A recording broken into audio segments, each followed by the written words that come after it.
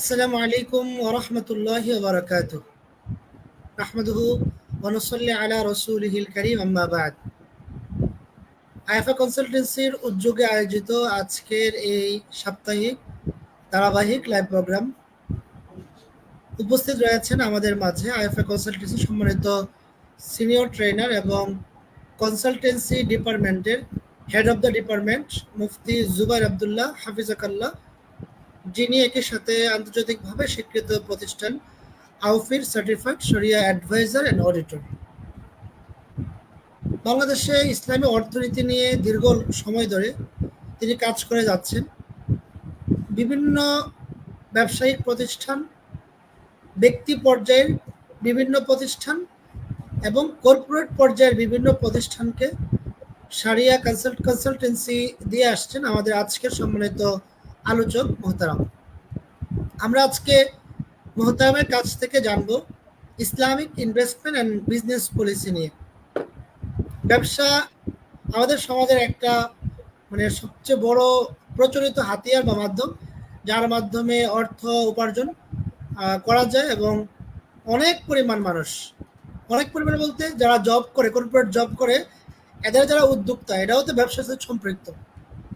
তো একদম ক্ষুদ্র ব্যবসায়ী থেকে শুরু করে মাঝারি ব্যবসায়ী এবং শিল্প পর্যায়ের যে ব্যবসা, ইন্ডাস্ট্রিয়াল বিজনেস, যেগুলো সব ক্ষেত্রে কিন্তু শারিয়া আছে।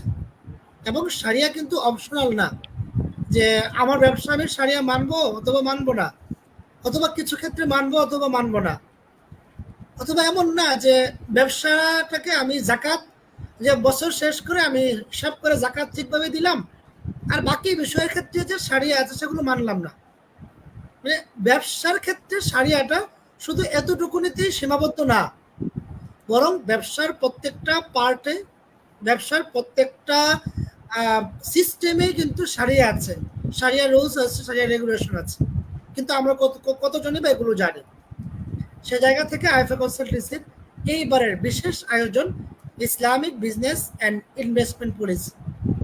আজকে আমরা PLS method, বাইসেল method, supporting contract সহ ব্যবসায়িক খুঁটিনাটি অনেক বিষয় আমরা জানবো। আমাদের সাথে মোহতারাম সময় দেওয়ার কারণে আমাদের আজকের এই আলোচনায় আমি মোহতারামকে কৃতজ্ঞতা জানাই। যে মোহতারাম, আপনি কেমন আছেন? আলহামদুলিল্লাহ, ভালো আছি। আপনি কেমন আছেন? জি আলহামদুলিল্লাহ, আমি ভালো আছি। আমাদেরকে সময় দেওয়ার জন্য শুকরিয়া।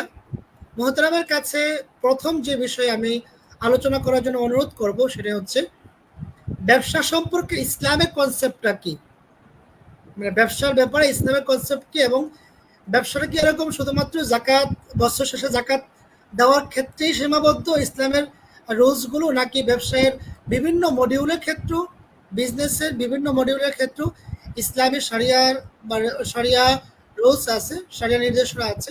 অর্থাৎ মূল কথা হচ্ছে যে ব্যবসার ব্যাপারে ইসলামের কনসেপ্টটা যদি একটু প্রাইমারি লেভেলে ক্লিয়ার করতেন মোহতারাম। জি, ধন্যবাদ।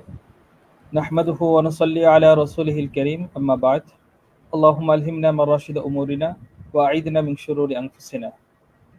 আইএফএ কনসালটেন্সি কর্তৃক আয়োজিত আজকের এই ফেসবুক লাইভ প্রোগ্রামে Islamic investment and business policy বিষয়ে আজকের এই আয়োজনে যারা যুক্ত হয়েছেন কিংবা পরবর্তীতে রেকর্ডেড ভিডিওটি দেখবেন, সকলকে আইএফএ কনসালটেন্সির পক্ষ থেকে আন্তরিক মোবারকবাদ জানিয়ে আজকের কথা শুরু করছি।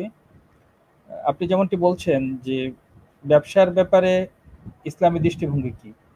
দেখুন, ব্যবসা কেন করা হয় এর হয়তো অনেক উত্তর আসবে, বিভিন্ন জন বিভিন্ন আঙ্গিকে সে উত্তর দিবেন, কিন্তু আলটিমেটলি ব্যবসার মূল মোটিভ হলো প্রফিট বা মুনাফা করা। তো প্রফিট বা মুনাফা করা, এটা ইসলাম কখনোই নেগেটিভলি দেখে না, ইসলাম এটাকে পজিটিভলি দেখে। কারণ যখন বিজনেস থেকে প্রফিট হবে, তো এর মাধ্যমে তার জীবিকা বা তার উপার্জনের এটা অন্যতম একটি মাধ্যম হবে। তো জীবিকা উপার্জন করা, এটা ইসলামের অন্যতম একটি নির্দেশনা।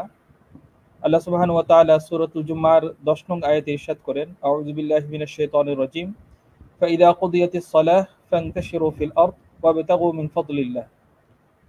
আল্লাহ রাব্বুল আলামিন বলছেন, যখন সালাত আদায় হয়ে যাবে তখন তোমরা জমিনে ছড়িয়ে পড়ো এবং আল্লাহর অনুগ্রহ তালাশ করো। মুফাসসিরগণ বলেন যে এখানে ফদলুল্লাহ বা আল্লাহর অনুগ্রহ দ্বারা উদ্দেশ্য হলো রিজিক বা জীবিকা।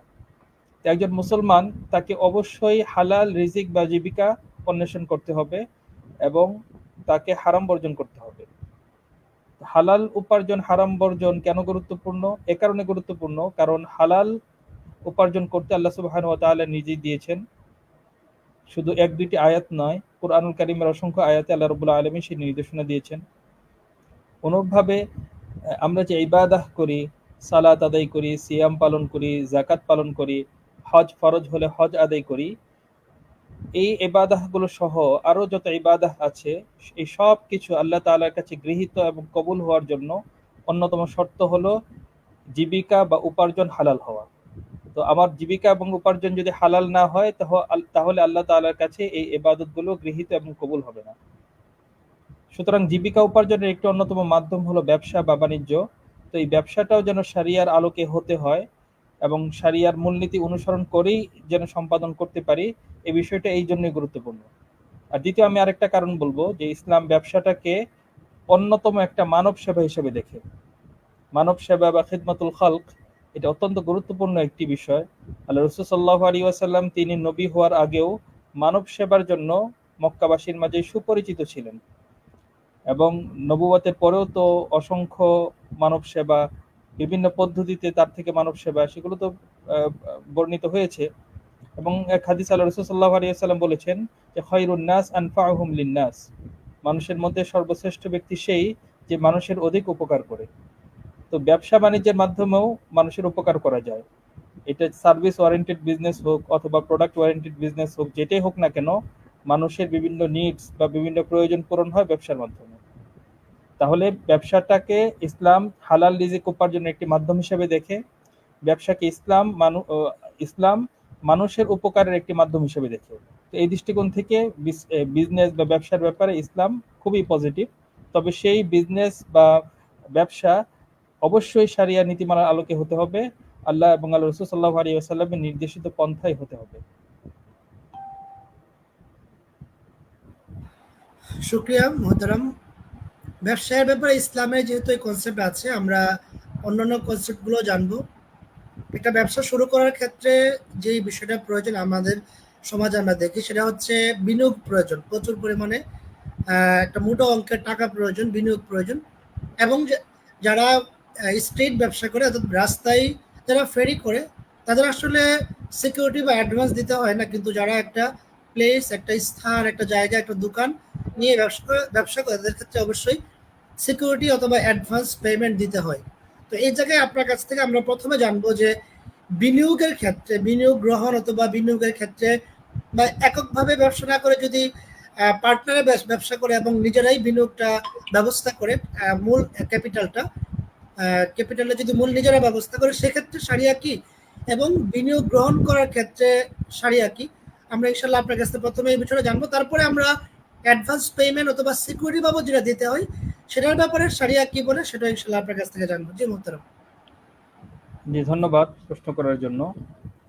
ব্যবসা প্রথমত মানুষ এককভাবে শুরু করে, তবে ব্যবসাকে সম্প্রসারণ করার জন্য ফান্ড রেইজের প্রয়োজন হয়, বিভিন্ন জনের কাছ থেকে বিনিয়োগ নেওয়ার প্রয়োজন হয়। এই জন্য আমরা বিভিন্ন পার্টনারশিপ মডিউল দেখি, কোম্পানির মডিউল দেখি। তো মৌলিকভাবে এগুলো শরিয়া অনুমোদিত, তবে শরিয়া নীতিমালা এবং মূলনীতির আলোকে সেগুলো হতে হবে।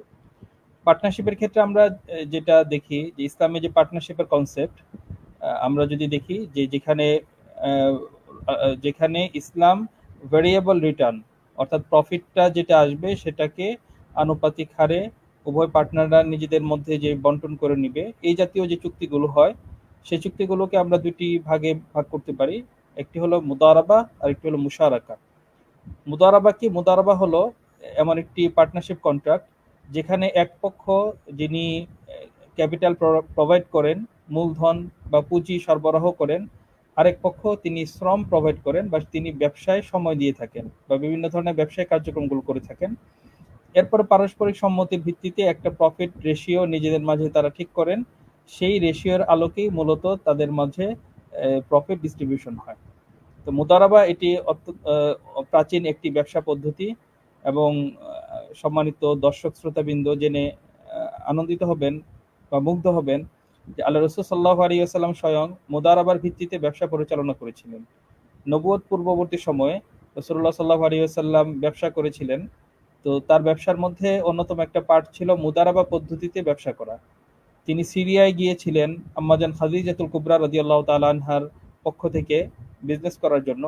তো আম্মাজান খাদিজাতুল কুবরা রাদিয়াল্লাহু তাআলা আনহার ছিল পুঁজি, আর রাসূলুল্লাহ সাল্লাল্লাহু আলাইহি ওয়াসাল্লামের শ্রম।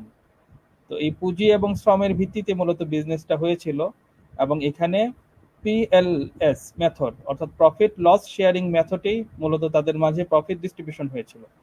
তার মুদারাবার মূল কনসেপ্ট এটা রাসূলুল্লাহ সাল্লাল্লাহু আলাইহি ওয়াসাল্লাম থেকে আমরা দেখি, এবং ইসলাম এটা স্বীকৃত একটি বিষয়। আরেকটি হলো মুশারাকা। মুশারাকা এটাও কাইন্ড অফ পার্টনারশিপ বিজনেস, যেটা ইসলাম অনুমোদন দেয়। তো এখানে হলো উভয় পক্ষের ক্যাপিটাল থাকবে, উভয় পক্ষের ক্যাপিটাল এর মাধ্যমে ব্যবসা কার্যক্রম পরিচালিত হবে। শ্রম উভয় পক্ষ দিতে পারে অথবা যে কোনো এক পক্ষ দিতে পারে। এখানে স্লিপিং পার্টনারের কনসেপ্ট থাকে, অর্থাৎ এক পক্ষ এরকম হতে পারে যে তিনি শুধুমাত্র ক্যাপিটাল দিলেন, পুঁজি দিলেন, কিন্তু শ্রম দিলেন না, সেটাও হতে পারে। তো এটা হলো মৌলিক বিষয়। এরপর আমরা প্রফিট ডিস্ট্রিবিউশন সহ ইত্যাদি আর নানান বিষয়ে কথা বলতে পারি। জি জি, শুক্রিয়া মোহতারাম। পিএলএস মেথডের ক্ষেত্রে বা বিজনেসে যে মুনাফার বিষয়গুলো, মুনাফার ক্ষেত্রে কি মূলনীতি, এবং এই যে মেথডগুলো আপনি বলেছেন যে মুদারাবা, মুশারাকা বা শিরকত, এক্ষেত্রে নীতিমালাগুলো লস এবং হচ্ছে প্রফিট ডিস্ট্রিবিউশনের নীতিমালাগুলো যদি মোহতারাম একটু বিস্তারিত বলতেন তাহলে ভালো হতো। জি ধন্যবাদ। মুদারাবার ক্ষেত্রে আমরা যে বিষয়টা লক্ষ্য করব, দেখুন যে কোনো বিজনেসের ক্ষেত্রেই বা যে কোনো ইনভেস্টমেন্টের ক্ষেত্রেই প্রফিট অত্যন্ত গুরুত্বপূর্ণ একটি বিষয়, কারণ প্রফিটের জন্যই আলটিমেটলি বিজনেস করা হয়। তো প্রফিটটাই এমনভাবে করতে হবে যেটা শারিয়া অনুমোদিত, এবং শারিয়া নিষিদ্ধ কোনো এলিমেন্ট বা কোনো উপাদান যেন তাতে না পাওয়া যায়, সেই বিষয়টি অত্যন্ত সতর্কতার সাথে লক্ষ্য করতে হবে। আমি প্রথমে শারিয়া অনুমোদিত পন্থাগুলো বলছি, এবং দ্বিতীয়ত আমি বলবো আমাদের সমাজে শারিয়ার নামে যেগুলো হয় কিন্তু সেটা অনুমোদিত না, সেটার কিছু কেস এবং সিনারিও আমি তুলে ধরবো। মুদারাবার ক্ষেত্রে শারিয়া অনুমোদিত পন্থা হলো যে এখানে লভ্যাংশ নির্ধারণের ক্ষেত্রে রব্বুল মাল অর্থাৎ যিনি ক্যাপিটাল দিচ্ছেন এবং মুদারিব অর্থাৎ ব্যবসায়ী উভয়ে স্বাধীন। পারস্পরিক সম্মতি এবং চুক্তির ভিত্তিতে যে কোনো রেশিওতে যে কোনো হারে তারা মুনাফা নির্ধারণ করতে পারেন। ফর এক্সাম্পল ধরুন আব্দুল করিম নামের এক ব্যক্তি তিনি 1 লক্ষ টাকা ইনভেস্ট করলেন, আর আব্দুর রহিম নামের যে ব্যক্তি তিনি শুধুমাত্র শ্রম দিবেন, ব্যবসা করবেন। এখানে মুনাফা অর্ধার্ধি হারে 50-50% রেশিওতে হতে পারে, অথবা 60-40 রেশিওতে হতে পারে, অথবা 70-30 রেশিওতে হতে পারে, যে কোনো রেশিওতে হতে পারে। মুনাফার ক্ষেত্রে মূল কথা মুদারাবা চুক্তির মধ্যে সেটা হলো এমন কোনো কন্ডিশন দেওয়া যাবে না যে কন্ডিশনের ভিত্তিতে কোনো এক পক্ষের জন্য মুনাফা সুনিশ্চিত হবে আর অপর পক্ষের জন্য সেটা অনিশ্চয়তার মধ্যে পড়ে যাবে। ফর এক্সাম্পল ধরুন আব্দুল করিম 1 লক্ষ টাকা পুঁজি দিয়ে তিনি যদি বলেন যে আমাকে প্রত্যেক মাসে 3,000 টাকা ফিক্সড মুনাফা দিতে হবে, তাহলে মুনাফাকে যদি এইভাবে ফিক্সড করা হয় তাহলে এটা শারিয়া দৃষ্টিকোণ থেকে নিষিদ্ধ, কারণ এখানে মুনাফা হতেও পারে নাও হতে পারে, 3,000 টাকা হতে পারে, 3,000 টাকা থেকে বেশিও হতে পারে। তাহলে যিনি ব্যবসা করছেন আব্দুর রহিম তার মুনাফার হার কত, এই পুরো বিষয়টা অনিশ্চয়তার মধ্যে চলে যাচ্ছে। এজন্য এই পদ্ধতিতে মুনাফার রেশিও নির্ধারণ করাটা শারিয়া দৃষ্টিকোণ থেকে অবৈধ হবে। তদ্রূপ ধরুন এভাবে লভ্যাংশ নির্ধারণ করা হলো যে ব্যবসার যতগুলো ট্রানজাকশন হবে, প্রথম ট্রানজাকশনের প্রফিট পাবে আব্দুল করিম, দ্বিতীয় ট্রানজাকশনের প্রফিট পাবে আব্দুর রহিম। এইভাবেও যদি মুনাফা বন্টন হয় সেটাও শারিয়া দৃষ্টিকোণ থেকে অবৈধ, কারণ এখানে হতে পারে প্রথম ট্রানজাকশনে প্রফিট হয়েছে, দ্বিতীয় ট্রানজাকশনে হয়নি, বা এর উল্টাটাও হতে পারে। তো এই ক্ষেত্রে দেখা যাচ্ছে যে কোনো এক পক্ষের মুনাফা অনিশ্চয়তার মধ্যে পড়ে যাচ্ছে। তো এইভাবে মুনাফার ক্ষেত্রে অনিশ্চয়তা এটা শারিয়া দৃষ্টিকোণ থেকে নিষিদ্ধ, এইভাবে এইভাবে করা যাবে না। তো এখানে করার পদ্ধতি কি? পদ্ধতি হলো এটা ভেরিয়েবল হবে এবং এমন ভাবে মুনাফা নির্ধারণ করতে হবে যাতে করে কারো মুনাফার ব্যাপারটা অনিশ্চয়তা না থাকে। এটা সুনির্দিষ্ট ভাবে পার্সেন্টেজ উল্লেখ করে হতে পারে। ফর এক্সাম্পল যেটা আমরা বললাম 50-50 রেশিও বা 40-60 রেশিও অথবা 30-70 রেশিও, সেটা হতে পারে। অথবা ধরুন এভাবে হতে পারে, বলা হলো যে আব্দুল করিম তিনি প্রফিটের 2 ভাগ নেবেন আর আব্দুর রহিম 1 ভাগ নেবেন, অথবা আব্দুল করিম প্রফিটের 1 ভাগ নেবেন আর আব্দুর রহিম 2 ভাগ নেবেন, এভাবে হতে পারে। আমাদের সমাজে যেই ভুলটা অনেক সময় হয়ে থাকে, আমরা শুনি যে মুদারাবার ভিত্তিতে ফাইন্যান্স নেওয়া হয়েছে, কিন্তু সেখানে ক্যাপিটালে গ্যারান্টি দেওয়া হয়। অর্থাৎ এই কথা বলে ফাইন্যান্স নেওয়া হয়, বিনিয়োগ নেওয়া হয়, যে এখানে ক্যাপিটালটা সিকিউর থাকবে, অর্থাৎ এখানে সর্ব অবস্থায় যিনি ইনভেস্টর তিনি তার ক্যাপিটাল রিটার্ন পাবেন, আর এরপরে যা লাভ হবে লাভটা চুক্তি অনুযায়ী রেশিও অনুযায়ী বন্টন হবে। দেখুন, ক্যাপিটালের যখন গ্যারান্টি প্রদান করা হয় সেটা শরিয়া দৃষ্টিকোণ থেকে রিবা বা সুদের চুক্তিতে রূপান্তরিত হয়ে যায়। কারণ ইসলামিক ফাইন্যান্সের একটা অন্যতম মূলনীতি হলো যে যখন ক্যাপিটালের রিস্ক বেয়ার করা হবে, রিস্ক গ্রহণ করা হবে, মূলত ওইটার ভিত্তিতে মুনাফা বা প্রফিট নেওয়া তার জন্য হালাল হবে। এজন্য ক্যাপিটালের গ্যারান্টি দেওয়া যাবে না, এটা খুব খেয়াল রাখতে হবে। তবে এখানে যে বিষয়টা লক্ষণীয় সেটা হলো মুদারাবা চুক্তি, এটা একটা আমানা বেসড কন্ট্রাক্ট। এখানে যিনি ব্যবসায়ী বা মুদারিব তার কাছে ক্যাপিটালটা আমানা হিসেবে থাকবেন। তার মানে হলো তিনি ব্যবসার ক্ষেত্রে যাবতীয় বিষয়গুলোকে লক্ষ্য রেখে তিনি কার্যক্রমগুলো পরিচালনা করবেন। এরপরেও যদি কোনো কারণে ক্ষয়ক্ষতি হয়ে যায় তাহলে মুদারিব সে লাইবল থাকবে না। তবে এটার অর্থ এটা না যে সব সময় তাহলে ব্যবসা লসই হবে, যিনি ক্যাপিটাল প্রোভাইডার তিনি তাহলে ক্ষতিগ্রস্ত হচ্ছেন, বিষয়টা এমন না। বরং এখানে শরিয়ার এই কন্ডিশন আছে, যদি মুদারিব তার পক্ষ থেকে কোনো নেগলিজেন্স, তাআদ্দি অর্থাৎ সীমা লঙ্ঘন, শর্তের বরখেলাপ অথবা অবহেলা এই বিষয়গুলো পাওয়া যায়, তাহলে তিনি এই ক্যাপিটাল প্রদান করতে এবং এটার ক্ষতিপূরণ দিতে তিনি দায়বদ্ধ থাকবেন। তাই এই বিষয়গুলো আমরা খেয়াল রাখতে পারি। মুশারাকার ক্ষেত্রে প্রফিট ডিস্ট্রিবিউশনের ক্ষেত্রেও অনেকটা সেম মুদারাবার মতোই। বাকি একটা বিষয় খেয়াল রাখতে হবে, সেটা হলো যে মুশারাকা যখন স্লিপিং পার্টনার আসবে, স্লিপিং পার্টনারের প্রফিট রেশিও সেটা সবসময় তার বিনিয়োগকৃত পুঁজির সমান হতে হবে, এর চেয়ে বেশি করা যাবে না। বিনিয়োগকৃত পুঁজির চেয়ে কম হতে পারে, কিন্তু বিনিয়োগকৃত পুঁজির সমান হওয়াটা হলো সর্বোচ্চ সিলিং সিলিং পজিশন, এর চেয়ে বেশি করা যাবে না। এটা কেন করা যাবে না? এটা এই কারণে করা যাবে না, যদি এর চেয়ে বেশি মুনাফা তাকে দেওয়া হয় তাহলে যিনি কাজও করছেন অপরদিকে তিনি ক্যাপিটালও দিয়েছেন তার মুনাফার বিষয়টা কম হয়ে যায়। আমরা একটা উদাহরণ দিয়ে বিষয়টা বলতে পারি। যেমন ধরুন আব্দুল করিম এবং আব্দুর রহিম দুইজন মিলে ব্যবসা করছেন। আব্দুল করিম 1 লক্ষ টাকা ইনভেস্ট করলো, আব্দুর রহিমও 50,000 টাকা ইনভেস্ট করলেন, কিন্তু মুনাফার রেশিও নির্ধারণ করা হলো এইভাবে যে আব্দুর রহিম সে 60% পাবে আর আব্দুল করিম 40% পাবে। তো দেখুন, এখানে আব্দুর রহিম সে শুধুমাত্র ক্যাপিটাল দিচ্ছে কিন্তু সে মুনাফা পাচ্ছে বেশি। অপরদিকে আব্দুল করিম সে ক্যাপিটাল দিচ্ছে, ক্যাপিটালও তার বেশি, সে শ্রমও দিচ্ছে কিন্তু তার মুনাফার হার কম। এটা করা যাবে না, এইটা মুশারাকার ক্ষেত্রে খেয়াল রাখতে হবে। আর মুদারাবার ক্ষেত্রে প্রফিট ডিস্ট্রিবিউশনের ক্ষেত্রে বিভিন্ন স্ল্যাব ব্যবহার করা যেতে পারে। যেমন ধরুন এরকম বলা হলো যে এই বিজনেস থেকে যদি প্রফিট উদাহরণস্বরূপ প্রত্যেক মাসে 10,000 টাকার মধ্যে আসে তাহলে 50-50 রেশিওতে প্রফিট বন্টন হবে। কিন্তু এই প্রফিটটা যদি 10,000 টাকা থেকে উদাহরণস্বরূপ 15,000 টাকা চলে যায় তাহলে যিনি মুদারিব তিনি ওই বাকি অর্থাৎ 10,000 টাকার বাকি অংশে, হ্যাঁ, তিনি প্রফিট হয় 70% পাবে এবং অপরপক্ষ 30% পাবে। এইভাবে বিভিন্ন স্ল্যাবে প্রফিটটাকে কম বেশিও করা যাবে, তো এটাও সুযোগ আছে। বাকি এখানে শর্ত যেটা সেটা হলো এমন ভাবে প্রফিট ডিস্ট্রিবিউশন করা যাবে না যার ফলে এক পক্ষের প্রফিট সম্পূর্ণ অনিশ্চয়তার মধ্যে পড়ে যাবে, আরেক পক্ষের প্রফিট সিকিউর থাকবে। তো মুদারাবা মুশারাকার ক্ষেত্রে প্রফিট ডিস্ট্রিবিউশনের ক্ষেত্রে এগুলো কোর কিছু পয়েন্ট বললাম। এছাড়াও আরো শাখাগত অনেক বিষয় আছে, সেগুলো আমরা হয়তোবা প্রশ্ন আসলে বলতে পারি, অথবা ফার্দার যার যে বিষয়গুলো আছে সেগুলো আমরা কোনো বিজ্ঞ মুফতির কাছ থেকে জেনে নিতে পারি।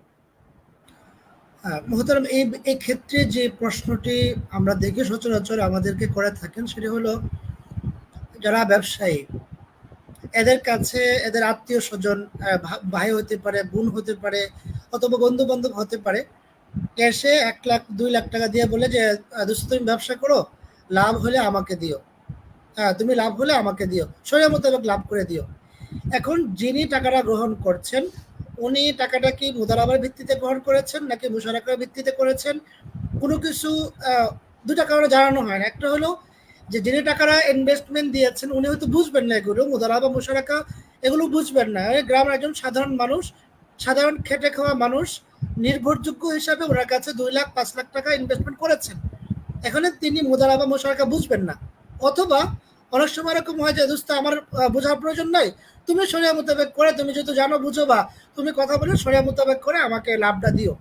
প্রশ্নটা হচ্ছে যে যেই পক্ষ থেকে ক্যাপিটালটা বা ইনভেস্টমেন্ট নেওয়া হচ্ছে, কোন চুক্তিতে নেওয়া হচ্ছে সেটা কি অপর পক্ষকে জানানো বা মুনাফার হার জানানো এটা কি আবশ্যক, নাকি না জানিয়েও যদি যিনি বিজনেস করছেন উনি একটা ধরে নেন এবং প্রফিট দেওয়ার সময় উনি ওনার জানা মতে চেষ্টা করে অথবা কোনো বিজ্ঞ আলেমের সাথে পরামর্শ করে উনি প্রফিট দিয়ে দেন, এটা যথেষ্ট কিনা? যদি এই বিষয়ে মহতারাম একটু কথা বলতেন। হ্যাঁ, ধন্যবাদ। খুব সুন্দর এবং গুরুত্বপূর্ণ প্রশ্ন করেছেন। আমি একটা বিষয় বলি, সেটা হলো আমাদের সমাজে মানুষ শরিয়ার আলোকে বিজনেস বলতে অনেকে যেটা শুধু বুঝেন সেটা হলো যে মূল বিজনেস প্রোডাক্টটা বা মূল উপাদানটা হালাল হওয়া। যেমন ধরুন অ্যালকোহলের বা মদের ব্যবসা করা যাবে না, তদ্রুপ ধরুন সুদ, ঘুষ, জুয়া, তারপর শুকর, যেগুলো সরাসরি নিষিদ্ধ, আমরা মোটামুটি মুসলমানরা সেটা জানি, সেগুলো করা যাবে না। এগুলো বর্জন করলেই সেটা শরিয়া সম্মত হয়ে যাবে। এইটা একজন বন্ধু অপরজনকে কিছু টাকা দিয়ে বলল, তুমি ব্যবসা করো, আমাকে শরিয়ার আলোকে মুনাফা দিও। এই যে সে এই কথাটা বলল, সে হয়তো এই সেন্সে বলল যে এই বিজনেসটা বা এই কাজটা কোনো হারাম উপাদানে দেওয়া হবে না, এই দৃষ্টিকোণ থেকে বা এই সেন্সে সে শরিয়ার বিষয়টা বলল। তো এটা তো শরিয়ার একটা পার্ট, কিন্তু যেই বিষয়টা আমি গুরুত্বের সাথে সবাইকে জানানোর চেষ্টা করছি সেটা হলো শরিয়া সম্মত হওয়ার জন্য দুইটা বিষয় দরকার, দুইটা বিষয় অত্যন্ত জরুরি। একটা হলো ব্যবসার মূল উপাদান বা মূল প্রোডাক্টটা হালাল হওয়া, আর দ্বিতীয় হলো এর পদ্ধতিগত দিকটাও হালাল হওয়া। আমরা যে কেসটা এখানে উল্লেখ করলাম, যে সিনারিওটা এখানে পেশ করলাম, এখানে মূল প্রোডাক্টটা হালাল হলো। ধরুন মূল প্রোডাক্টটা কি, কোনো একটা কনজিউমার প্রোডাক্ট, ধরুন বিস্কিট, চানাচুর ইত্যাদি, মূল প্রোডাক্ট হালাল, কিন্তু এটার পদ্ধতিটা হালাল হয়নি। পদ্ধতিটা পদ্ধতিটা এই কারণে হালাল হয়নি, এই যে এইভাবে যে বললো যে আমি তোমাকে টাকা দিলাম, তুমি শরিয়ার আলোকে বিক্রি করে বা বিজনেস করে আমাকে প্রফিট দিও।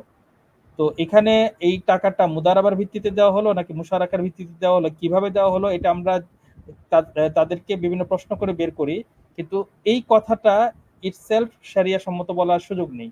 কেন সুযোগ নেই? এখানে মুনাফার রেশিও কত, মুনাফা কত হারে বন্টন করবে, এই বিষয়টা এখানে স্পষ্ট না, পুরোটাই অস্পষ্ট।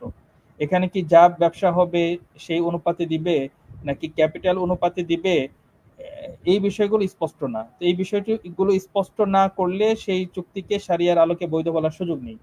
এখানে অবশ্যই মুনাফাটা কোন রেশিওতে হচ্ছে, কি হারে হচ্ছে, সেটা বলতে হবে। অনেক সময় বলে অনেকে যে আমাকে ক্যাপিটাল অনুপাতে মুনাফা দিও, তার মানে ধরুন 1 লাখ টাকায় বলা হয় 1 লাখ টাকা 10%, মানে মানে 10% হারে মুনাফা দিও। তো 1 লাখ টাকা 10%, 1 লাখ টাকা 10% তো সুনির্দিষ্ট। তো ব্যবসায় ধরুন 1 লাখ টাকা 10%, 10,000 টাকা মুনাফা হতেও পারে, নাও হতে পারে। এইভাবে যদি সুনির্দিষ্ট করে মুনাফা ডিস্ট্রিবিউশন করা হয়, এটা মুদারাবা চুক্তি হোক অথবা মুশারাকা চুক্তি হোক, এই চুক্তিটা শরিয়া পরিপন্থী এবং এটা রিবা চুক্তির মধ্যে গণ্য হয়ে যাবে। এভাবে নির্ধারণ করা যাবে না। যেটা করতে হবে সেটা বলছি, যখন এই ধরনের কেস আমাদের সামনে আসে তখন আমরা জিজ্ঞাসা করি, আপনি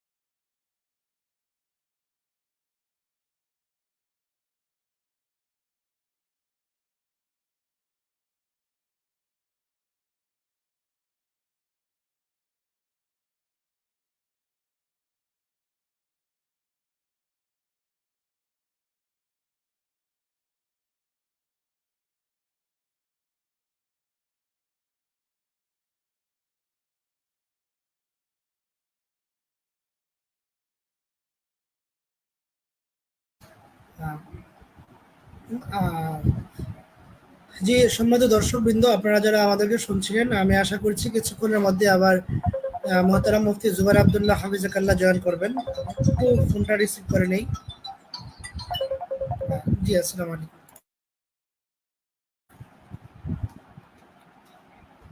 আবার আবার জয়েন করেন, আবার জয়েন করেন। জি, আমি আশা করছি কিছুক্ষণের মধ্যেই মুহতারাম উস্তাদ জয়েন করবে। আপনারা যারা ব্যবসা সম্পর্কে, আপনাদের নিজস্ব ব্যবসা সম্পর্কে প্রশ্ন করতে চান বা ব্যবসার খুঁটিনাটি বিষয়গুলো জানতে চান, প্রত্যেকের ব্যবসা প্রতিষ্ঠানে কি কি সমস্যার সম্মুখীন হন সেগুলো আপনি ভালো বলতে পারেন। তো সে জায়গা থেকে আমরা প্রত্যাশা করব যে মোহতারাম উস্তাদের কাছে আমরা প্রশ্নগুলো রাখবো। এর মধ্যে আমাদের কাছে মোহাম্মদ হাফেজ আবদুল্লাহ সর্দার প্রশ্ন করেছেন একটি, আর পাশাপাশি ফুয়াদুল ইসলামের প্রশ্ন করেছেন। আপনারাও চাইলে আপনাদের প্রশ্নগুলো করতে পারেন, অথবা কে কোথায় থেকে আমাদের এই প্রোগ্রামটি দেখছেন সেটা আমাকে জানাতে পারেন। জি মোহতারাম, আলোচনা কন্টিনিউ করার জন্য অনুরোধ করছি। আমার মনে হয় মাঝখানে কিছুটা গোলযোগ হয়েছিল। হলো জি, যে যেখানে মুনাফাটা স্পষ্ট করা প্রয়োজন, আচ্ছা আচ্ছা, স্পষ্ট হ্যাঁ, বলা যে প্রয়োজন। বিষয়টা বলছিলাম, জি, মুনাফার হার এটা চুক্তিতে স্পষ্ট করতে হবে। এটা স্পষ্ট করা ছাড়া চুক্তিটা শরিয়া সম্মত হবে না। এটা খুব গুরুত্বপূর্ণ বিষয়। দ্বিতীয় বিষয় হলো, যখন কেউ কাউকে টাকা দেয় এবং বলে যে এটা আপনি শরিয়ার আলোকে ব্যবসা করবেন, আমাকে মুনাফা দিবেন, আসলে এটা কি মুদারাবা হয় নাকি মুশারাকা হয়, না চুক্তিটা কি হয়, আমরা এটাকে কিভাবে ডিফাইন করি? প্রথম কথা হলো যে মুদারাবা বা মুশারাকা হওয়ার জন্য মুদারাবা মুশারাকা বলাটা জরুরি না, বললে ভালো, কিন্তু চুক্তির নেচার দেখে অনেক সময় আমরা এটাকে ডিফাইন করার চেষ্টা করি এটা মুদারাবা নাকি মুশারাকা। তখন আমরা যে প্রশ্নটা ভাইদেরকে করি যে এখানে আপনি যে ক্যাপিটালটা দিলেন, এই ক্যাপিটালের রিস্ক কার? মানে এটা সর্বদা সব সময় কি এর লায়াবিলিটি আপনি যাকে দিলেন তার, নাকি ধরুন যাকে আপনি দিলেন তার কোনো নেগলিজেন্স বা তার সীমা লঙ্ঘন বা তার অবহেলা ছাড়াও যদি কোনো কারণে ক্ষয়ক্ষতি হয়, আপনি এর দায়ভার নেবেন? তো অধিকাংশ ক্ষেত্রে আমরা যেটা পাই সেটা বলি যে না, আমি টাকা দিয়েছি, আমাকে সে ব্যবসা করে মুনাফা দিবে, যদি কোনো লস হয় তো লস তো সে দিবে, লসের দায়ভার তো আমি নিইনি। এই যে লসের দায়ভার না নেওয়াটা, তার তখন থেকে বোঝা যায় যে এই টাকাটা আসলে সে মুদারাবা মনে করে দিলেও, শারিয়া সম্মত বিজনেস মনে করে দিলেও আসলে এটা শারিয়ার দিক থেকে বৈধ হয়নি। শারিয়ার দিক থেকে মুনাফা বা প্রফিট নেওয়া তখনই বৈধ হয় যখন সেই ক্যাপিটালের রিস্ক সে গ্রহণ করে এবং এটার বিনিময়ে মূলত প্রফিটটা তার জন্য হালাল হয়। এটা যদিও সে বলছে শরিয়া সম্মত কোনো একটা বিজনেস, অথবা বলছে সে মুদারাবা, অথবা বলছে শরিয়া সম্মত কোনো বিনিয়োগ, কিন্তু প্রকারান্তরে ওই ক্যাপিটালের রিস্ক না নেওয়ার কারণে এইটা কার্জ বা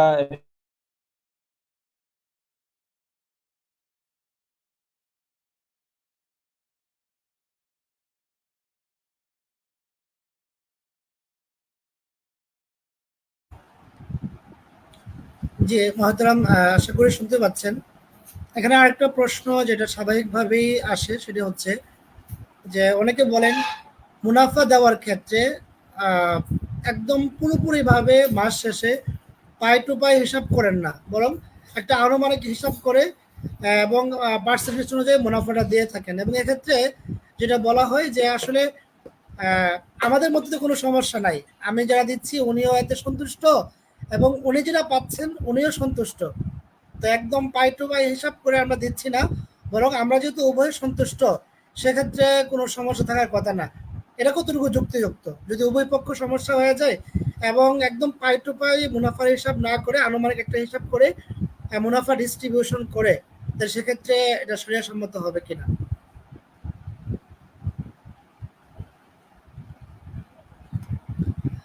উস্তাদ, আপনার আওয়াজ শুনতে পাচ্ছি না, যদি একটু কাইন্ডলি।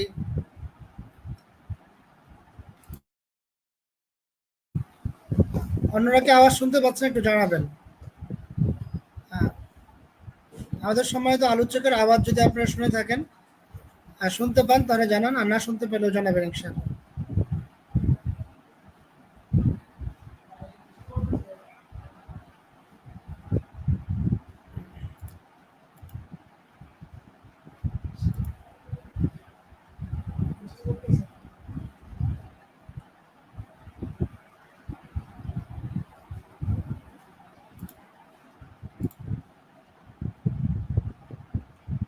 জি উস্তাদ,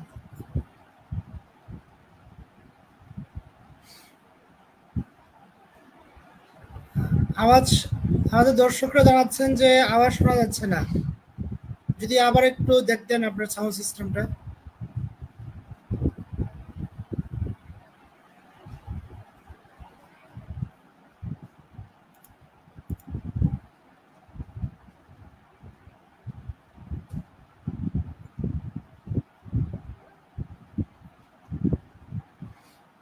জি, আমি ওনাকে জানিয়েছি আমাদের সম্মানিত আলোচক রিকানেক্ট হওয়ার চেষ্টা করছেন। আমি আশা করছি হয়ে যাবেন। যেমনটি বলছিলাম যে ইসলামের বিজনেস এবং ইনভেস্টমেন্ট পলিসির মধ্যে লস প্রফিট শেয়ারিং মেথড, যেটা পিএলএস মেথড, এটার মধ্যে আছে মুদারাবা, মুশারাকা এবং শিরকত। এখানে আসলে লাভের কোনো গ্যারান্টি দেওয়া যায় না এবং মুনাফা কোনো নিশ্চয়তা দেওয়া যায় না এবং মূলধনের নিরাপত্তাও দেওয়া যায় না। কিন্তু আমাদের সমাজে অনেকেই মূলধনের নিরাপত্তা চান। তো মূলধনের নিরাপত্তা সহ মুনাফা পাওয়া যাবে যেই কন্ট্রাক্টে বা যেই ধরনের চুক্তিতে, সেটাকে বলা যায় বাই সেল কন্ট্রাক্ট। তো বাই সেল কন্ট্রাক্টটাকে পুঁজি বানিয়ে বা মাধ্যম বানিয়ে ব্যবসা করা যাবে কিনা, আমরা এই বিষয়টা আমাদের সম্মানিত আলোচনার কাছ থেকে জানবো। তার আগে মোহতারাম যেহেতু জয়েন করেছেন, আমি মোহতারামকে ওনার যে প্রশ্ন রেখেছিলাম যে কোনো ধরনের একদম পুরো পুঙ্খানুপুঙ্খের হিসাব না করে উভয়ের সম্মতিতে একটা মুনাফা ডিস্ট্রিবিউশন করাটা সারিয়া সম্মত কিনা, যে মোহতারাম।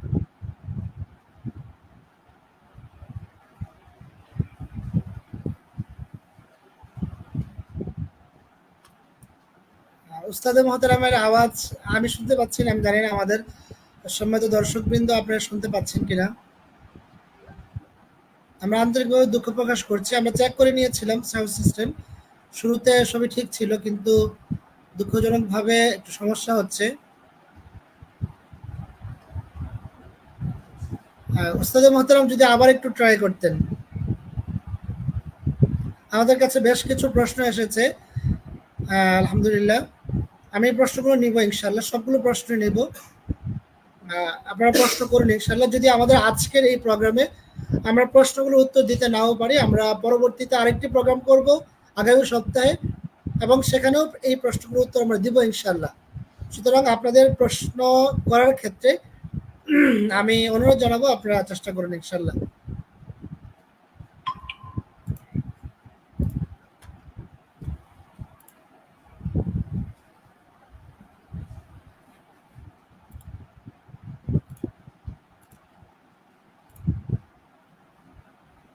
জি, আমি আশা করছি আমাদের আলোচক জয়েন করবেন আবার। তো যেমনটি বলছিলাম যে আমরা আসলে অনেকেই চাই যে আমাদের মূলধন নিরাপদ থাকুক, পাশাপাশি আমরা নির্দিষ্ট পরিমাণ প্রফিটও আমরা নেই। তো সেক্ষেত্রে কি করা যায়? যেমন ব্যাংক বা ইসলামী ব্যাংকিং সিস্টেমটা যার উপর দাঁড়িয়ে আছে সেটা হলো বাই সেল মেথড। ওনারা টাকাটা আসলে মুদারাবার ভিত্তিতে নিয়ে থাকলেও কিন্তু ওনারা বিজনেস বা বিনিয়োগটা করে থাকেন বাই সেল মেথডে। বাই সেল মেথডের মধ্যে কি আছে? আছে ইজারা, সালাম, ইস্তিসনা, তারপরে নর্মাল বাই সেল, বাই মুয়াজ্জাল আছে। এছাড়া আরো কিছু কম্বাইন কন্ট্রাক্ট আছে, একাধিক চুক্তির সমন্বয়ে কিছু চুক্তিও আছে, যেখানে বাইসেল কন্ট্রাক্ট করলে তো এটা বেচা কেনা। তো বেচা কেনা করলে সেখানে আসলে পণ্যের মধ্যেই প্রোডাক্ট বেসিস যেহেতু হয়ে থাকে, বাইসেল কন্ট্রাক্টের মূল ভিত্তি থাকে হলো প্রোডাক্ট। মানে একটা প্রোডাক্টের মধ্যেই মুনাফাটাকে ইনক্লুড করে সেটাকে বাকিতে বেশি দামে বিক্রি করা হয়। সেটা হতে পারে ইজারার মাধ্যমে, সেটা হতে পারে ইস্তেসনার মাধ্যমে, সেটা হতে পারে মুরাবাহা এর মাধ্যমে, অথবা বায়ু মুয়াজ্জালের মাধ্যমে। তো যখন বাইসেল কন্ট্রাক্ট হবে এবং প্রফিটটা চলে আসবে হচ্ছে মূল প্রোডাক্টের প্রাইসের মধ্যে, তখন মূল প্রোডাক্ট এবং প্রাইস পাশাপাশি প্লাস হলো প্রফিট, তখন এখানে মূলধনের নিরাপত্তাও চলে আসে এবং প্রফিটও চলে আসে। কিন্তু প্রশ্ন যেটা দাঁড়ায় সেটি হচ্ছে যে বাইসেল যে কন্ট্রাক্টগুলো আছে, সালাম ইস্তিসনা মুদারাবা, সালাম ইস্তিসনা মুরাবাহা ইজারা, এগুলোকে আসলে ব্যবসার মাধ্যম বানানো যাবে কিনা, মানে বিনিয়োগ করার জন্য বা লাভ করার জন্য, মুনাফা গেইনের জন্য সেগুলোকে ব্যবসায়িক মাধ্যম বানানো যাবে কিনা, এটা একটা গুরুত্বপূর্ণ বিষয়। এবং এই জায়গাটায় আসলে আমাদের ইসলামিক স্কলারদের মধ্যে আমরা বিভিন্ন ধরনের বিশ্লেষণমূলক কথা দেখি, কথা শুনি। বাকি মৌলিকভাবে তো বিনিয়োগ, বিজনেস বা ইনভেস্টমেন্ট পলিসি হওয়া উচিত, যেটা আদর্শ বিজনেস পদ্ধতি যেটা হওয়া উচিত সেটা হলো যে মুদারাবা, মুশারাকা এবং হলো শিরকত।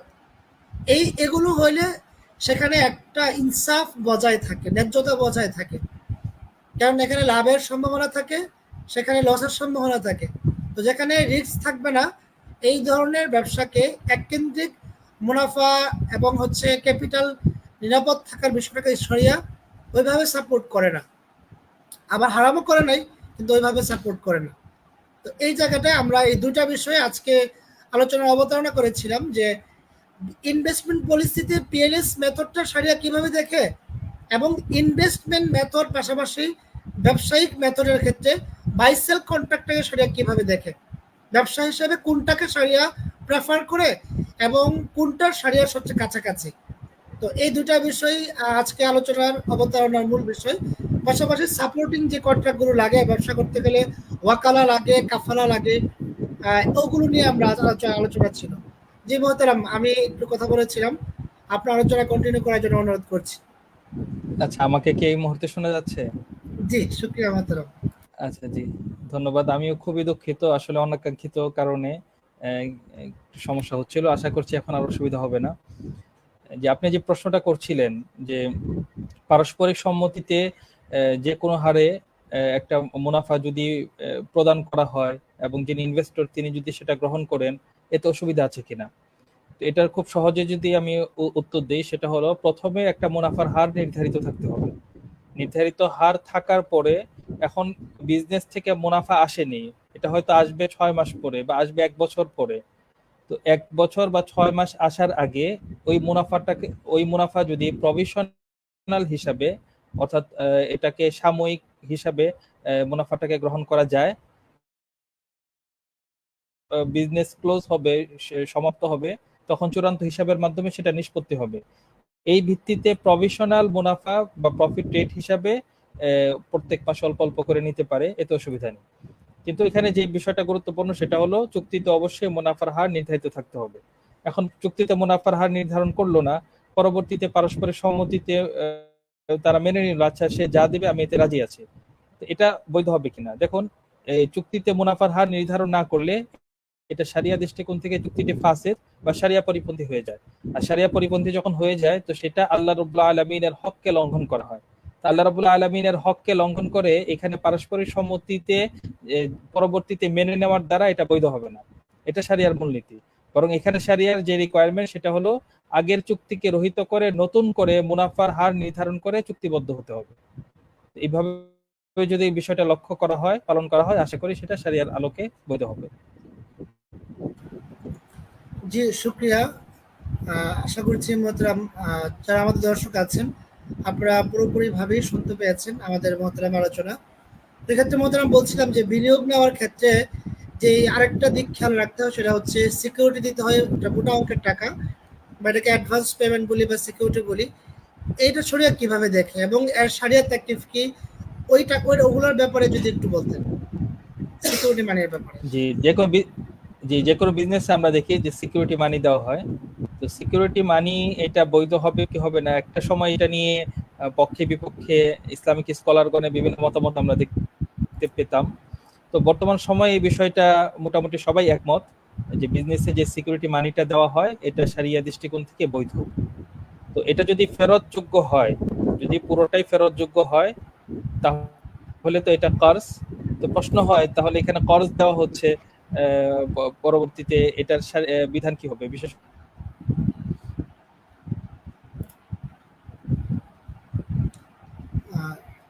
উস্তাদে মোহতারাম, আবার আওয়াজ চলে গিয়েছে, আমি আশা করি আমি মনে হয় শুনতে পাচ্ছি না, যদি একটু দেখতেন।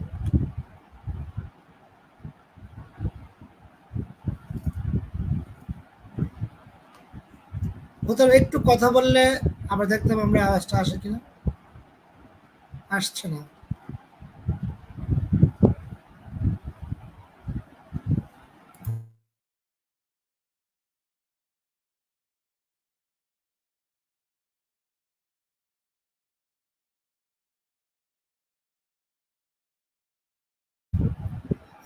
উস্তাদে মোহতারাম, আপনার আওয়াজ আমরা শুনতে পাচ্ছি না, যদি একটু ট্রাই করতেন।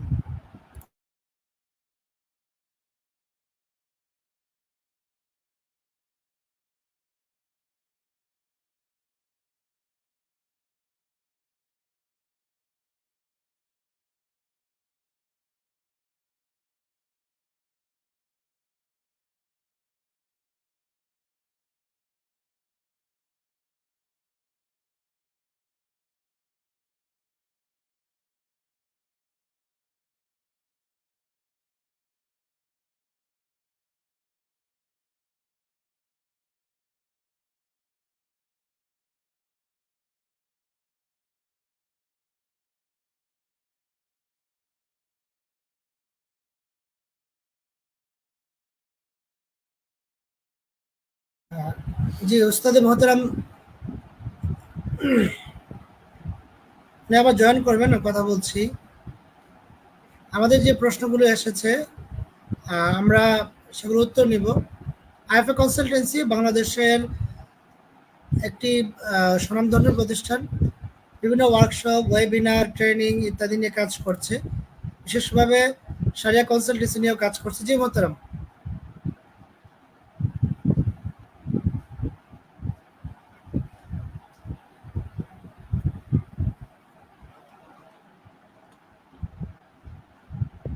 আমরা আওয়াজ শুনতে পাচ্ছি না। আমার মনে হয় যে আমাদের দর্শকরাও শুনতে পাচ্ছে না।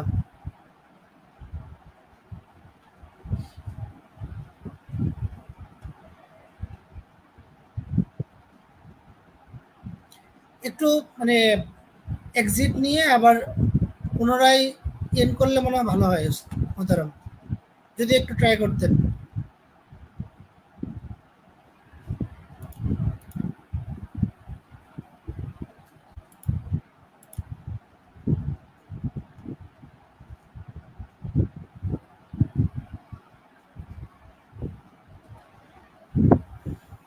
আমাদের প্রোগ্রামগুলোতে নর্মালি আমরা গত সপ্তাহ প্রোগ্রাম করেছি, যেখানে বাংলাদেশ সরকারের অন্তর্বর্তীকালীন সরকারের ঋণ গ্রহণের পরিকল্পনা এবং ওলামা কেরামের ভাবনা শীর্ষক প্রোগ্রামে আমরা কথা বলেছিলাম।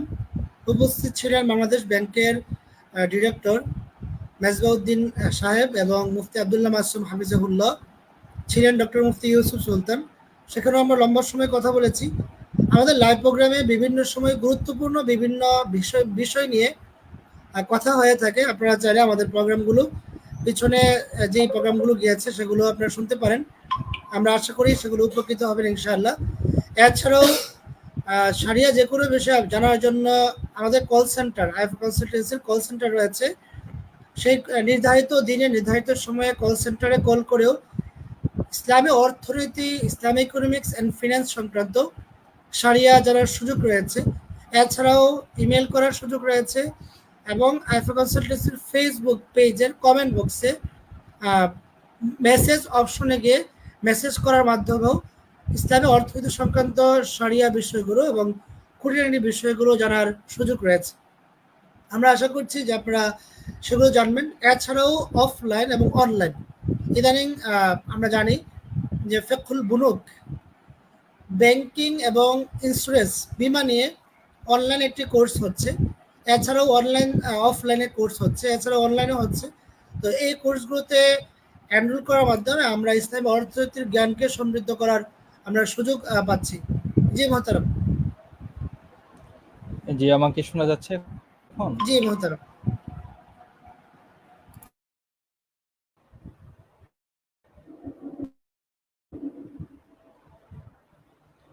আচ্ছা, এখন তো এখানে হয়তো আমরা কথা বলতে পারবো।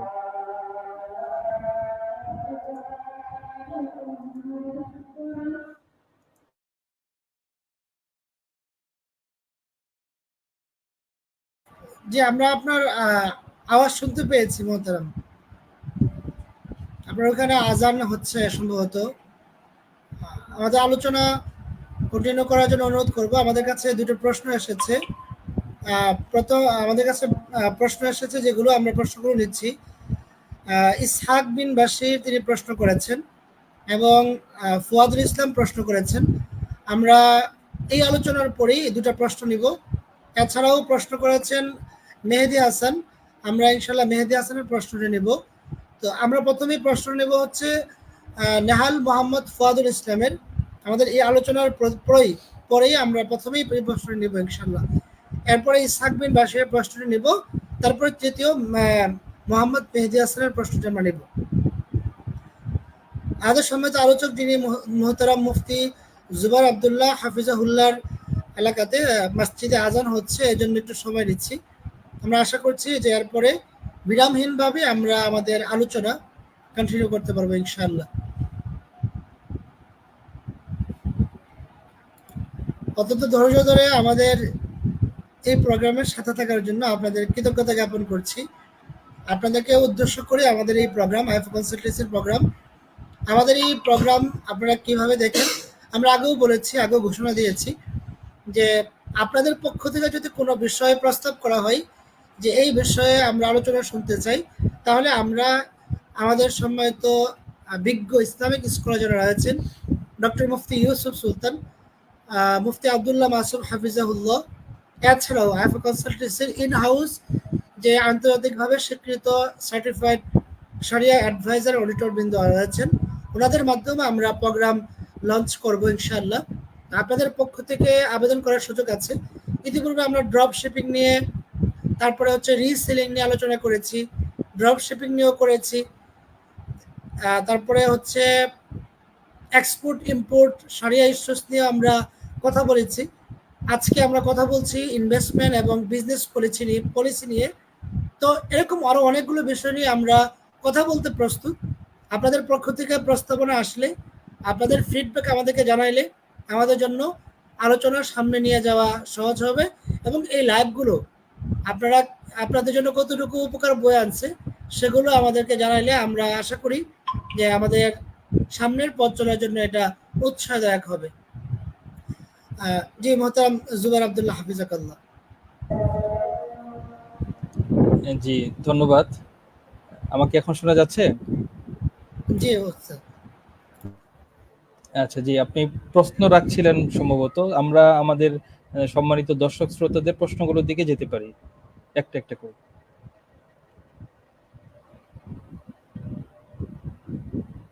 জি মোহতারাম মনজুর ভাই, আপনার কথা শোনা যাচ্ছে না, সম্ভবত মিউটে আছে। উস্তাদ, যে প্রশ্নটি এসেছে আমি কি পড়বো নাকি আপনি একটু দেখে আনসার করার চেষ্টা করবেন ইনশাআল্লাহ?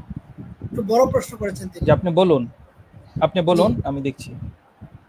উনি এখানে দুটি প্রশ্ন করেছেন। এক নম্বর হলো 5 জনের যৌথ পার্টনারশিপে মুশারাকা ব্যবসা আছে, পরিচালনা করে একজন, এবং সে পরিচালক হিসাবে তাকে নিয়োগ দেওয়া হয়েছে এক্সট্রা ভাবে, তার বেতন হিসাবে তাকে কিছু টাকা নেই। এই টাকাটা ব্যবসার ব্যয় হিসাবে ধরা হয়, এটা ঠিক আছে কিনা? আমি আশা করব যে এটা আপনি আনসার দিবেন অল্প কথায়। সুন্দর একটা বিষয়। জি ধন্যবাদ। যে মুশারাকা চুক্তির মধ্যে মৌলিকভাবে এখানে যারা পার্টনার তারা প্রফিট নির্ধারণ করবে, এটা হলো মূল প্রিন্সিপাল। তবে পার্টনারদের পারস্পরিক সম্মতিতে এখানে আলাদাভাবে যদি এমপ্লয়মেন্ট কন্ট্রাক্ট করা হয়, তো সেই কন্ট্রাক্টের অধীনে পারিশ্রমিক নেওয়া যে কোনো একজন পার্টনারের জন্য সেটা বৈধ। তবে এর জন্য কয়েকটা শর্ত আছে। প্রথম শর্ত হলো যে এখানে এমপ্লয়মেন্ট কন্ট্রাক্ট থাকতে হবে, অর্থাৎ তাকে এই 5 জন বা 4 জন আলাদাভাবে নির্দিষ্ট কিছু দায়িত্ব দিয়ে তাকে নিয়োগ দিচ্ছে, এই বিষয়টা থাকতে হবে। দ্বিতীয় হলো যে এখানে ওই এমপ্লয়মেন্ট কন্ট্রাক্টের অধীনে তার কাজগুলো কি কি সেগুলো ওয়েল ডিফাইন্ড থাকতে হবে, সুনির্দিষ্টভাবে থাকতে হবে। এখানে যদি কোনো কারণে এরকম হয় যে কোনো কারণে ব্যবসা প্রফিট হলো না, মুনাফা হলো না, সেটা যেন এমপ্লয়মেন্ট কন্ট্রাক্টের ক্ষেত্রে কোনো ধরনের প্রভাব না ফেলে সম্পূর্ণ সেপারেট এমপ্লয়মেন্ট কন্ট্রাক্টটা থাকবে মূল বিজনেস বা পার্টনারশিপ কন্ট্রাক্ট থেকে। তো মৌলিকভাবে এই দুইটা যদি শর্ত পূরণ করা হয়, ইনশাআল্লাহ আশা করা যায় যে এই চুক্তিটা শরিয়া সম্মত হবে। জি জি, এটা গুরুত্বপূর্ণ। এক্ষেত্রে বলছিলাম এই বিষয়টা অনেক সময় যে ব্যবসায় লাভ হোক অথবা লস হোক, সে যেহেতু একজন এমপ্লয়ি, এজন্য তার স্যালারি ঠিক থাকবে, স্যালারিতে কম বেশ হবে না। জি। দ্বিতীয় যে প্রশ্ন করেছেন এটাও একই, মুদারাবার ভিত্তিতে, যে মুদারিব সে নিজে রব্বুল মাল, আবার অন্যজনের কাছ থেকেও মুদারাবার ভিত্তিতে টাকা গ্রহণ করেছে এবং সে বেতন নিচ্ছে। তো এখানেও যদি ভিন্নভাবে তার নিয়োগ চুক্তি হয় এমপ্লয়ি হিসাবে, সেক্ষেত্রে বিষয়টা কতটুকু সহি হবে? দেখুন, একটা বিষয় আমি বারবার বলি, সেটা হলো কোনো একটা মানে শাখাগত বিষয় নিয়ে প্রশ্ন করলে আমরা হয়তো শুধুমাত্র শাখাগত বিষয়টা বৈধ নাকি অবৈধ অতটুকু বলতে পারি। ওটার উপর ভিত্তি করে পুরো বিজনেস কাঠামোটা আসলে বৈধ হচ্ছে কিনা সেটা কিন্তু আমরা সার্ভে করছি না। এখানে আপনি যে প্রশ্নটা করেছেন এটা একটা পার্ট। এখন আসলে এখানে মুদারাবা চুক্তিটা কিভাবে হয়েছে, এখানে মুদারাবা চুক্তির হওয়ার পরে যারা রব্বুল মাল ইনভেস্টর, এই ইনভেস্টরে কি আলাদা কনসার্ন নেওয়া হয়েছিল যে এখানে মুদারিব তার ব্যবসায় প্রফিট ছাড়াও এখানে আলাদা এমপ্লয়মেন্ট কন্ট্রাক্ট করে তার এই জন্য একটা পারিশ্রমিক ধার্য করা হয়েছে, এই কনসার্নটা কি রব্বুল মাল থেকে নেওয়া হয়েছিল নাকি হয়নি? মুদারিব নিজে থেকেই একটা পারিশ্রমিক বা স্যালারি ধার্য করে সে ব্যবসা থেকে নিয়ে নিচ্ছে। এই বিষয়গুলো স্পষ্ট করতে হবে। স্পষ্ট করা ছাড়া এগুলো সারিয়া বলা যাবে না। কারণ আমাকে একটা বিষয় সব সময় খেয়াল রাখতে হবে যে মুদারাবা চুক্তি এটা আমানা বেস কন্ট্রাক্ট, অর্থাৎ মুদারিব সে শারিয়া দৃষ্টিকোণ থেকে আমিন, আমিনের অর্থ হলো বিশ্বস্ত, সে ট্রাস্টি, সে আমানতদার, সে সর্বোচ্চ আমানতদারিতা প্রকাশ করবে, প্রদর্শন করবে, তার ব্যবসার যে সর্বোচ্চ সততা সে প্রকাশ করবে। এখানে যদি কোনো ধরনের সততা এবং আমানতদারিতার ক্ষেত্রে সততা এবং আমানতদারিতার ক্ষেত্রে কোনো ধরনের যদি ত্রুটি থাকে, তাহলে সে তো আখেরাতে আল্লাহ তাআলার কাছে জবাবদিহিতার সম্মুখীন হবেই, এবং দুনিয়ার হিসাবেও জাগতিক বিচারও এই চুক্তিটা তখন শরিয়ার সম্মত থাকবে না। এজন্য বিস্তারিত বিষয়গুলো আমরা কোনো বিজ্ঞ মুফতি বা আইএফএ কনসালটেন্সির মাধ্যমে যাচাই করিয়ে নিতে হবে, এটা আমি বারবার অনুরোধ করছি। জি মোহতারাম, আরেকটা বিষয় হচ্ছে যিনি প্রশ্ন করেছেন যে তার আপন ভাইয়ের ব্যবসায় মুশারাকার পদ্ধতিতে টাকা খাটিয়ে পার্সেন্টেজ ফিক্স না করে বরং বলেছে ভাইয়ের যা মনে চাই লাভ দিবে, সেটা পার্সেন্টেজের যতটুকু হোক আপত্তি নাই, এটা কি বৈধ হবে? ওই সময় আপন ভাইয়ের সাথে পার্সেন্টেজ নিয়ে কথা বলবে, এটা কেমন দেখা যায়, বা বোনের সাথে বলতে চায় এটা, তো এটা কিভাবে দেখবেন মোহতারাম, শরিয়া কি বলে? না ভাই, প্রিয় ভাই, এই পদ্ধতিটা বৈধ না। দেখুন, পার্সেন্টেজ নির্ধারণ করতে হবে, এটা শরিয়ার বিধান।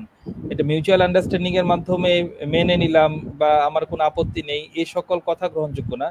এখানে ভাইকে বা সেই যার সাথে ব্যবসা হচ্ছে তাকে বোঝাতে হবে যে শরিয়ার রিকোয়ারমেন্ট হলো এটা, এভাবে আমাদেরকে করতে হবে। করার পরে এখন আপনার ভাই যদি আপনাকে পরবর্তীতে কম দেয় বা বেশি দেয়, বা যদি নাও দেয়, আপনার যদি কোনো দাবি না থাকে, সেটা সেপারেট বিষয়। কিন্তু শরিয়ার আলোকে, শরিয়ার নীতিমালার আলোকে ব্যবসা করতে হবে, এই বিষয়ে কোনো ধরনের গাফিলতি, কোনো ধরনের অবহেলা গ্রহণযোগ্য না। আশা করি বিষয়টা আপনি বুঝতে পেরেছেন। জি, মাওলানা ইসহাক বিন বাশির লিখেছেন যে এক মার্কেটের নিয়ম হলো এখানে কেউ দোকান ভাড়া নিলে সর্বনিম্ন 3 মাস থাকতে হবে। যদি কেউ ভাড়া নেওয়ার পর 3 মাসের আগেই চলে যায়, তাহলে তার থেকে 3 মাসের ভাড়া কেটে রাখা হবে। তার থেকে এই 3 মাসের ভাড়া নেওয়া মালিকের জন্য জায়েজ হবে কিনা, বৈধ হবে কিনা, সুন্দর একটি প্রশ্ন। জি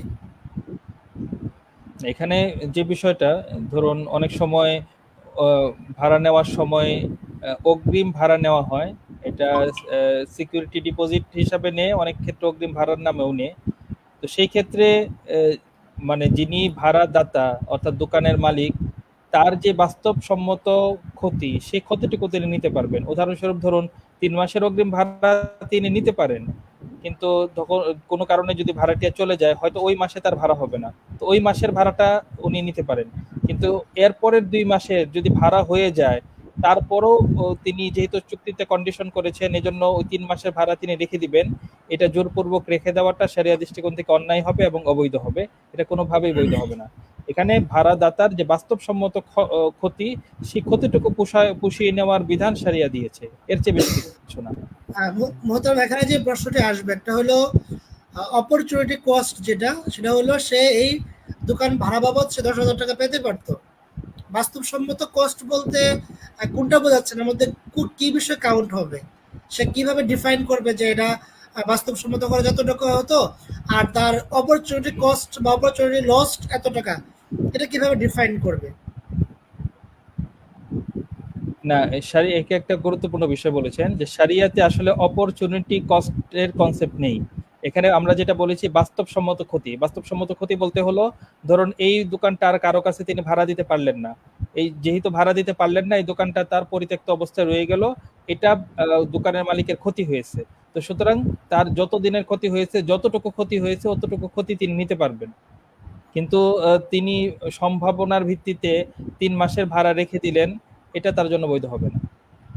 জি জি, এমনটাই বলছিলাম। শুক্রিয়া মোহতারাম, আশা করি তিনি এই উত্তরটি পেয়েছেন। মোহাম্মদ মেহেদী হাসান একটা বড় প্রশ্ন করেছেন, তিনি লিখেছেন যে মুশারাকা চুক্তিতে কোনো পার্টনার ব্যবসার কোনো কাজে সহযোগিতা না করলে, সাইলেন্ট পার্টনার হলে কোনো সমস্যা হবে কিনা, অথবা যেই পার্টনার ব্যবসায় কর্মরত থাকবেন তাকে কি আলাদাভাবে বেতন দেওয়া লাগবে? যদি একজন ব্যবসা মানে কাজ টাজ করেন, বাকিরা সাইলেন্ট থাকেন, সেক্ষেত্রে তাকে ভিন্ন দেওয়া লাগবে কিনা, অথবা সাইলেন্ট পার্টনারদের কোনো কাজ করতে হবে কিনা, একটু ক্লিয়ার করতে যদি। জি, সাইলেন্ট পার্টনার মৌলিকভাবে বৈধ। তো সাইলেন্ট পার্টনার থাকলে কোনো অসুবিধা নেই, এই পদ্ধতিতে পার্টনারশিপ হওয়া যাবে। আর যিনি কাজ করছেন ওয়ার্কিং পার্টনারকে সবসময় পারিশ্রমিক দিতেই হবে। তাকে পারিশ্রমিক মানে দেওয়াটা এটা ম্যান্ডেটরি না, তিনি প্রফিট থেকে নিয়ে নেবেন, বরং তিনি যেহেতু কাজ করছেন, এই জন্য তার প্রফিটের রেশিওটা বা হারটা তিনি বাড়িয়ে ধরতে পারেন। এত অসুবিধা নেই। কিন্তু এটা প্রফিট দেওয়াটা মানে এখানে তার জন্য পারিশ্রমিক বা স্যালারি ধার্য করাটা এটা ম্যান্ডেটরি না, এটা অপশনাল।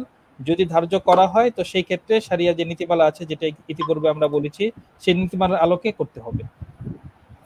জি উস্তাদ, দ্বিতীয় যে প্রশ্নটি করেছেন যে মুরাবাহা চুক্তিতে বিনিয়োগকারীর কাছ থেকে পণ্য কিনে বুঝে নেওয়ার কিছুদিন পর বিনিয়োগকারী কোনো অর্থ সংকটে পড়ে ব্যবসায়ীর কাছে যেহেতু বাকিতে কিস্তি বিক্রি করেছিল কিন্তু তার টাকা প্রয়োজন, আর সে যদি টাকা চায় তার সমাধান কিভাবে হতে পারে? এক্ষেত্রে লভ্যাংশ বাদে বর্তমান বাজার মূল্য ওই পণ্যের সমমূল্যের টাকা বিনিয়োগকারীকে দিয়ে দিলে সমাধান হবে কি না, যদি একটু বলতেন। এখানে নগদায়ন জি, মানে দোয়া বা তাআজ্জাল সহ অন্যান্য বিষয়গুলো জানতে চাচ্ছেন কিনা, যদি একটু বলতেন। এখন যে ধরুন যার কাছে বাকিতে পণ্য বিক্রি করা হলো, এখন যিনি পণ্যের বিক্রেতা তিনি ক্রেতার কাছে বকেয়া মূল্য পাবেন। তো বকেয়া জি। মূল্যটা হলো দায়। তো সুতরাং এই দায়টা পরিশোধ করতে হবে। এখন সুতরাং দায় পরিশোধ করতে গিয়ে এখানে শর্ত করে কোনো ডিসকাউন্ট দেওয়া যাবে না। শর্ত করে যদি কোনো ডিসকাউন্ট দেওয়া হয় তাহলে সেটা শরিয়া দৃষ্টিকোণ থেকে রিবা বা সুদ হিসেবে গণ্য হবে। শর্ত ছাড়া যদি এমনি কোনো ধরনের ডিসকাউন্ট প্রদান করা হয় তাহলে এতে কোনো সমস্যা নেই। মহতরম, এখানে যে প্রশ্নটা থাকবে সেটা হচ্ছে, আমি যখন যখন বিনিয়োগকারী মানে দোকানদার ওই ব্যবসায়ীকে বলবে যে আমার টাকা নগদ লাগবে, টাকা দিয়ে দাও, তখন তো সে বলবে যে আমি তো সময়ের প্রেক্ষিতে বেশি টাকা দিয়ে কিনেছি, আমি আপনাকে নগদ বেশি টাকা দিব কেন? তাহলে অবশ্যই বাধ্য হয়ে ব্যবসায়ীর বলতে হবে দোকানদারের যে ঠিক আছে তুমি কম দাও। তো এই বিষয়টা কিভাবে দেখবেন? এখন এটা শর্ত করা যাবে না, কারণ ঋণ মানে এটা যখন একটা ডেপ বা ঋণ ক্রিয়েট হলো, তো ঋণের বিপরীতে শর্ত করে অতিরিক্ত নেওয়া, এটা যেমন রিবা, তদ্রুপ এর উল্টাটা উল্টাটা মানে যে ঋণটা যে পাওনাটা তার কাছে পায় সেটা দ্রুত দেওয়া হলো এই শর্তে যে তাকে ডিসকাউন্ট দেওয়া হবে, এটাও রিবা। এটা এইভাবে শর্ত সুতরাং করা কম যাবে করার না। সুযোগ শর্ত নাই। করা ছাড়া যদি এমনি দিয়ে দেয়, না না কম, এটা হতে মানে পারে। শর্ত করে কম করার সুযোগ নেই। শর্ত জি। করে কম করার সুযোগ নেই, শর্ত ছাড়া যদি দিয়ে দেয়, দিয়ে দেওয়ার পরে সে যদি নিজের পক্ষ থেকে ছাড় দিয়ে দেয়, ডিসকাউন্ট দিয়ে দেয়, এটা শরিয়া দৃষ্টিকোণ থেকে বৈধ। জি। ওনার আরো দুইটা প্রশ্ন আছে। ৩ নম্বর প্রশ্ন হচ্ছে, যে সকল মেয়েদের পোশাক দ্বারা পরিপূর্ণ পর্দা করা হয় না, যেমন শাড়ি, থ্রি পিস, লেহেঙ্গা ইত্যাদি বিক্রির ব্যবসা কি হালাল হবে? যদি জি, কিছুটা বলতেন। মৌলিকভাবে এগুলো হালাল পোশাক।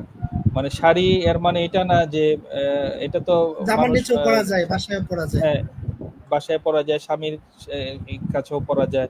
থ্রি পিস এগুলো তো আছেই, লেহেঙ্গা এগুলো তো আছে, বা শাড়িতে ইটসেলফ কোনো নাজায়েজ বিষয় না। এখানে যদি ব্লাউজটা বড় থাকে, যেই যেই জায়গাগুলো সতর, সেই সতরগুলো ভালো করে যদি ঢাকা থাকে, ওইভাবে যদি সেটা পড়া হয়, এতে তো মৌলিকভাবে অসুবিধা নেই। যেহেতু এই প্রোডাক্টগুলো মৌলিকভাবে হালাল, এজন্য এটা ব্যবসা করা বৈধ। এখন এটা ব্যবহারের পদ্ধতিগত দিকের কারণে কিছু সমস্যা হয়তো আসতে পারে। কোনো কারণে এটা সতর ঢাকা হয় না, তো এটার কারণে এই প্রোডাক্টটা যেহেতু মৌলিকভাবে হালাল, এটা ব্যবসা করতে কোনো অসুবিধা হবে না ইনশাআল্লাহ। ৪ নম্বর প্রশ্ন, এবং আমাদের আজকের প্রোগ্রাম আমরা শেষ করে দেবো ইনশাল্লাহ।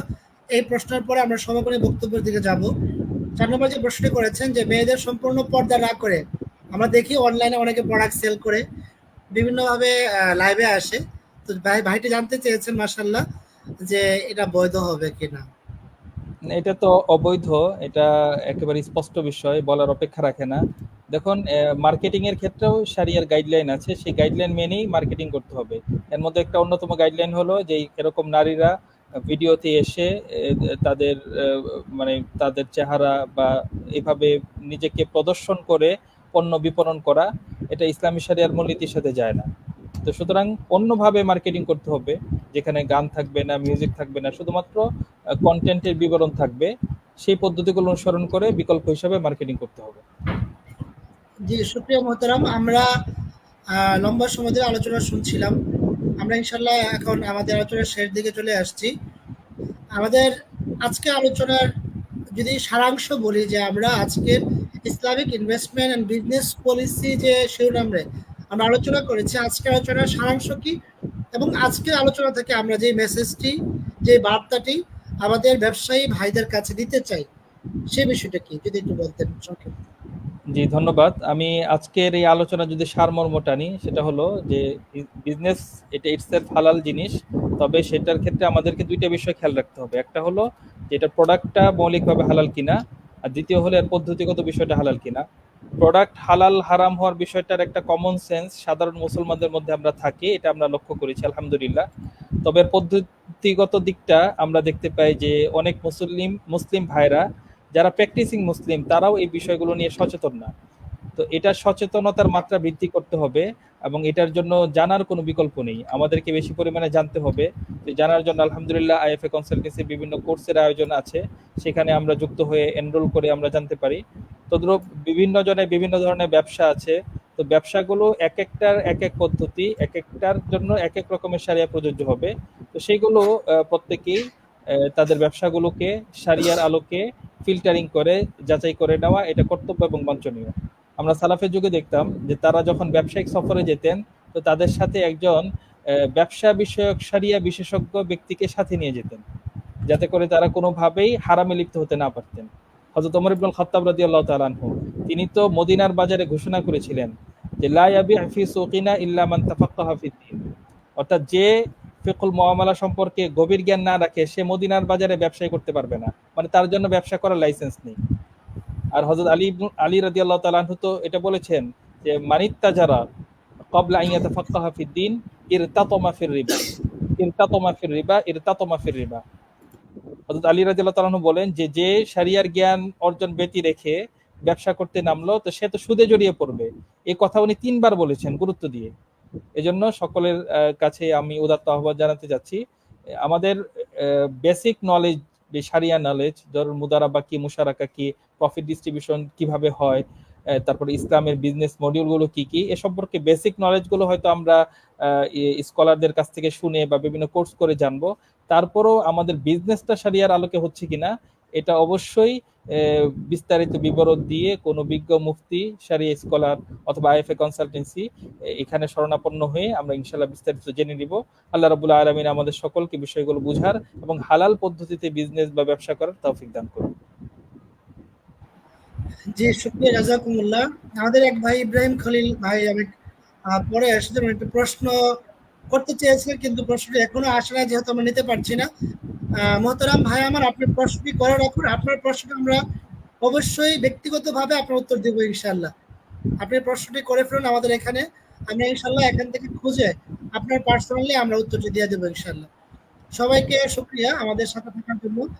আমরা আগামীতেও সামনে ইনশাআল্লাহ সোশ্যাল বিজনেস নিয়ে খুব চমৎকার, আপনারা জানেন বর্তমান প্রধান উপদেষ্টা doctor Mohammad Yunus social business নিয়ে কথা বলেন। ডক্টর মোহাম্মদ ইউনূস মহোদয় সোশ্যাল বিজনেস নিয়ে আলোচনা করছেন এবং ওনার এই কনসেপ্টটা ব্যাপকভাবে আলোচনা হচ্ছে। আমরা এই বিষয়ে শারিয়া কি বলে সেটা নিয়ে আমরা আলোচনা নিয়ে আসব।